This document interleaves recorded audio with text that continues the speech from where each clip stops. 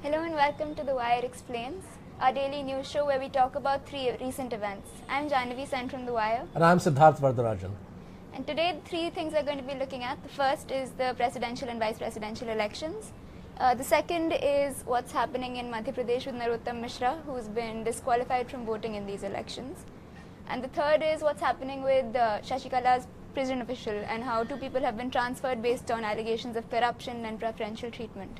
Yeah. So do you want to start us? Yeah, I think let's begin with obviously the much followed presidential election, which in the Indian system is conducted by an electoral college, which involves every MP and every MLA across the country, and the numbers are, fairly. I think the outcome is predictable. Yeah.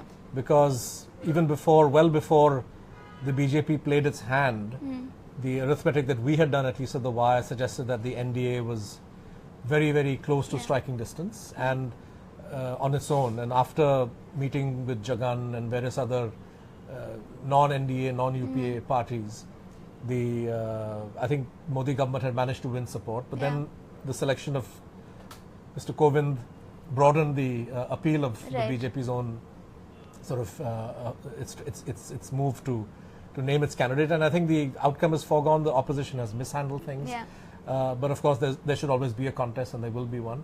I saw some interesting interviews during the day of Mulayam Singh Yadav and Shivpal Yadav, who he and his brother have been fighting with Akhilesh about the future of the Samajwadi Party. And if you recall, when the question of who the united opposition's candidate would be, Akhilesh had gone and endorsed Meera Kumar. So Shivpal was giving a bite on television that, we are backing Mr. Kovind, and the reason that he was giving was that he is a secular man and a secular candidate. So I think that there may be some surprises. Probably the NDA will win more than what it's meant to, going purely by stated arithmetic. And at the end of the day, at no point in the last 70 years has a government at the center lost a presidential election. So the outcome is foregone, and even before the Election Commission declares the results on Thursday, we can congratulate Mr. Kovind. And we also, they need to file nominations for the VP candidate tomorrow, and they said they'll announce a name today. The rumors doing the rounds is that it might be Venkaiah Naidu, though we can't say for sure yet. And that's also an important election, also one to look out for, not... In some ways, actually more important than the president. Right? The president is symbolic in the sense that he or she is the commander-in-chief and plays a kind of constitutional role that is meant to, the president functions on the aid and advice of the government and cabinet, but on certain crucial matters also needs to have recourse to his or her own sense of judgment and conscience. And we've seen presidents in the past make some attempt to balance what they feel is perhaps the disproportionate exercise of power. Even in the case of Pranab Mukherjee, who has been actually rather favorable for Modi as Prime Minister. He went along with ordinance after ordinance that Modi has wanted to sign. He went along with the declaration of President's rule in Uttarakhand and Arunachal Pradesh, decisions which I am afraid will mar his presidency, because you've had courts overturn this and say that there was no grounds to have President's rule. But he's also been an outspoken president. At various times when people have felt under siege because of attacks on freedom of expression, because of the appearance of the government tolerating violence against minorities or suppression of the freedom of speech, you've had the president make very public speeches in defense of the argumentative Indian, in defense of universities being a forum for free speech. He made, I think, several important speeches after the whole JNU fracas. I'm sure many people in these campuses would have felt a sense of relief that the president was standing up for them. So and these speeches actually became very popular, something people were talking about a lot, on social media. We ran his speeches in The Wire, everybody did, and there were headlines, and they were headlines precisely because they answered to a moment, right? So Modi's silence... And they made a strong point. Whether or not he did that in the rest of his work, his speeches definitely made a point. And now, when it comes to the Vice President, so the Vice President also in a way performs a kind of, he is in some sense, he or she is in some sense a conscience keeper. And we've seen Vice President Hamid Ansari also play that role. I would say in a much more subtle way than Pranab Mukherjee. But his own speeches have also celebrated the need for diversity, the need for freedom of expression, the importance of having an independent press. I think one of the most important speeches that Hamid Ansari made was on precisely the kind of media that a democracy like India needs, but unfortunately doesn't have. So I think, the Vice President also plays that role, but more than anything, the Vice President is the custodian of the Rajya Sabha. Right. And at a time when the NDA does not have a majority and has had to resort to other ways of going around in terms of procedure. So they've not been sending certain bills to the Rajya Sabha under the claim that it's a money bill, the Aadhaar bill, for example. Aadhaar, the big one. There's no way that you can argue that the Aadhaar bill is money. Right. It may have budgetary implications, but so does everything else. Yeah, right? I mean, any bill would. Yeah. So they argued that,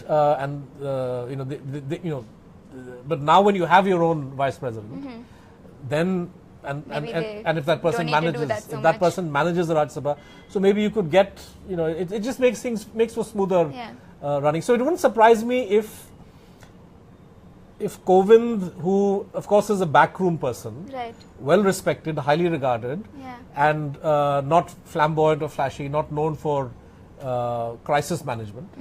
So it suits Modi to have somebody like that in Rashtrapati Bhavan. But I dare say he would want somebody perhaps more nimble-footed, who can manage the house. To that extent, Venkaiah Naidu makes a lot of sense. He's been Minister for Parliamentary Affairs. He has a reputation for carrying everybody along. And I dare say somebody who occupied his place in the party hierarchy, but today is no longer a challenge to anybody, perhaps is bereft of any ambition beyond what he is today already. So, he would be a sensible choice. There were other names doing the rounds, S.C. Jamir, the former Chief Minister of Nagaland, ex-congressman, but one of the few, still a congressman perhaps, but one of the few Congress-era personalities who have survived as a governor. So today he's governor of Orissa, but somebody that we know that the sections of the RSS regarded Jamir as a good candidate for being vice president, perhaps as part of their strategy of cultivating support in the northeast. So, but I suspect by the time our program ends, or perhaps an hour or two later, Mr. Amit Shah will announce who the vice president will be, and maybe they will surprise us just as the choice of Mr. Kovind was surprising. Yeah, absolutely. The next thing that we should probably talk about is what's happening with Narottam Mishra. So the EC has found him guilty of a whole bunch of things. I mean, paid news is the big one, but also of not declaring his election spending properly, and also of making direct appeals on the day of the polls in newspapers. And actually the paid news allegations, which is the big one, because they've said he did it 42 times, which is a lot. This is an allegation that goes back to his election in 2008. 2008, right? exactly. And he asked the High Court to disregard this EC order, and the High Court said no. So that's where we are now, and I mean, we don't know yet whether he's going to take it to the Supreme Court, but the allegations, they seem pretty clear cut. I mean, if you look at the kind of headlines that went up just before his elections, I'm just going to read some out. What are some examples? One was Kshetra ke vikas ke liye Narottam Mishra ki jeet zaruri. So if you want development, he must win. So this is a news item. This is a news item. It's not like he said that if I win, it will happen, but it will happen. रोजगार के सपने पूरे करेंगे नरोत्तम. शक्ति प्रदर्शन में सबसे आगे रहे Narottam. I mean, I don't even know what that means. Datia का विकास नरोत्तम के हाथ. It kind of sounds like bad ads. These are bad ads. These sound like election slogans actually that his supporters would shout at a rally. Exactly. And these appear as news items. These are headlines. Headlines, and they appear in important papers like Dainik Bhaskar, which is the largest circulating Hindi daily in the country. Right. So these are not random chota mota papers, but in Nai Dunya and Dainik Bhaskar. I find the Narottam Mishra story interesting for two reasons. And perhaps the viewers of The Wire will be puzzled, or maybe you haven't heard of the name. I mean, we've written about him, but the kind of noise that TV channels ought to have made about him, sadly is not happening. The interesting aspect is that the BJP and many of these channels have been going hammer and tongs at Lalu Prasad and Tejasvi Yadav for not resigning in the face of a CBI FIR alleging various acts of criminal wrongdoing on his part. Now, one can debate whether people should resign or not. I think that he should resign, quite frankly. But I think that the silence of the BJP leadership and, alas, the silence of the big media on the position of Narottam Mishra is surprising, right? Because Tejasvi is accused of a crime, right? Narottam Mishra has been found guilty by the Election Commission of India for falsifying his election returns, which is an offence under the Representation of People's Act. Not only has he been found guilty, they have disqualified him for 3 years. So he's no longer an MLA, yet he continues to cling on to his ministerial position in the Shivraj Chauhan government. And so I actually call him the Minister for Paid News, because he I think is Minister of Water Resources and Minister for Public Relations. He would be more aptly described as Minister for Paid News, because he's not an MLA anymore. And by what conceivable moral logic is he still a minister? Is he still a minister? And for a party which says it's a party with a difference and points fingers rightly often at the Congress or RJD or other parties for indulging in corruption, how can you tolerate a blatant electoral malpractice, which is not just a simple malpractice? You are actually party to the suborning of this country's media. Right? So this is where big media and big politics and big money come together. And it is essential for the future of Indian democracy and for the future of a vibrant press and media that the evil of paid news be done away with. If a leading political party is going to engage in it, if a minister is going to engage in it and not pay the price. And it's openly engaging. I mean, they haven't tried to mask it in any way or make it seem like... Well, he made excuses, right? That these are PTI. I mean, how do you explain the same news item with the same headline and the same contents appearing in Dainik Bhaskar, in Nai Duniya and in a couple of local rags? Right? Well, he tried to explain it by just how you said, saying it's a PTI copy, but as the EC said, there's no PTI credit, there's no reporter byline. So exactly. And so I think that the significance of this story is that the BJP silence, the big media's silence, and I suppose at one level this silence reflects perhaps not just their political bias, but also the fact that the biggest media houses in this country are engaging in paid news. Right? So this is a taboo subject for a variety of reasons, but all the more important for us at The Wire and for readers and viewers out there to take this issue very seriously and to ask why Mr. Narottam Mishra carries on. The High Court said, sorry chum, you can't vote. He actually had the audacity, after being disqualified, to demand the right to vote for the President of India. So it took the High Court first a single judge bench, then a hurriedly convened appeals bench to say, sorry, you can't do it. So I think that this is a slap in the face of Mr. Mishra and the BJP and the Shivraj Singh Chauhan government. So please go already. I know, Okay, now let's move on to our last one for the day, which is, so there were these allegations that DIG prisons in Karnataka made against the DGP about how under his watch, Shashikala was given all sorts of preferential treatment, like her own kitchen and all sorts of other things. And we know that this sort of things happens in prisons. I mean, it's been written about a lot. So it's not completely impossible. But the Karnataka government it kind of turned into a spat almost, because he responded saying this was completely false and she was just making up things for whatever personal vendetta. And so now they've both been transferred. And a lot of news channels have taken this up as a big issue for today.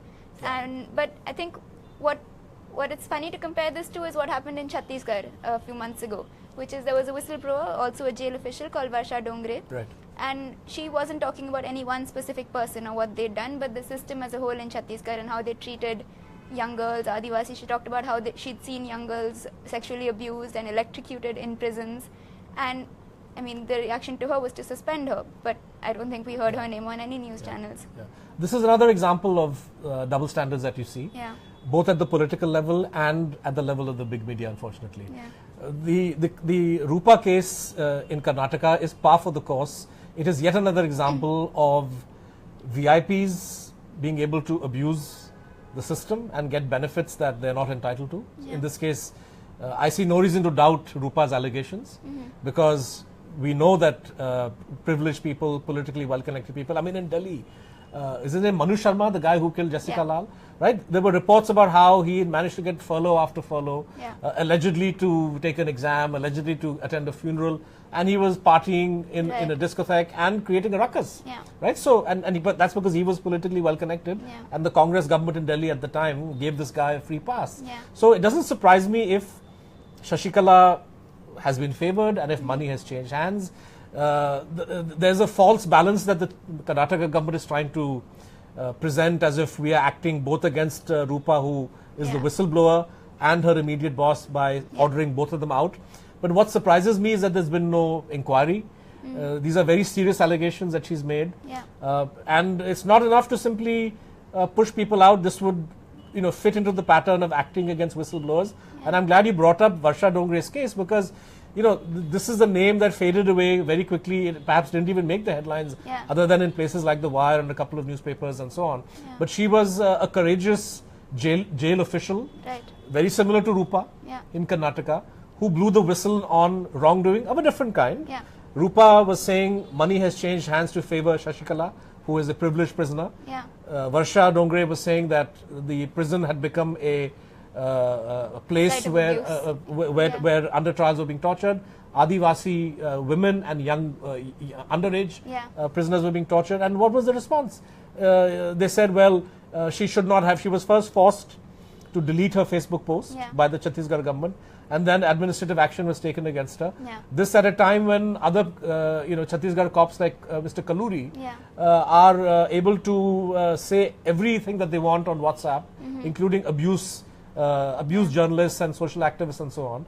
And this is the kind of double standards that we have. So I would say fine, it's it's one thing for the government, whether it's Congress or BJP, to act holier than thou, and for the BJP to point fingers at Congress or vice versa.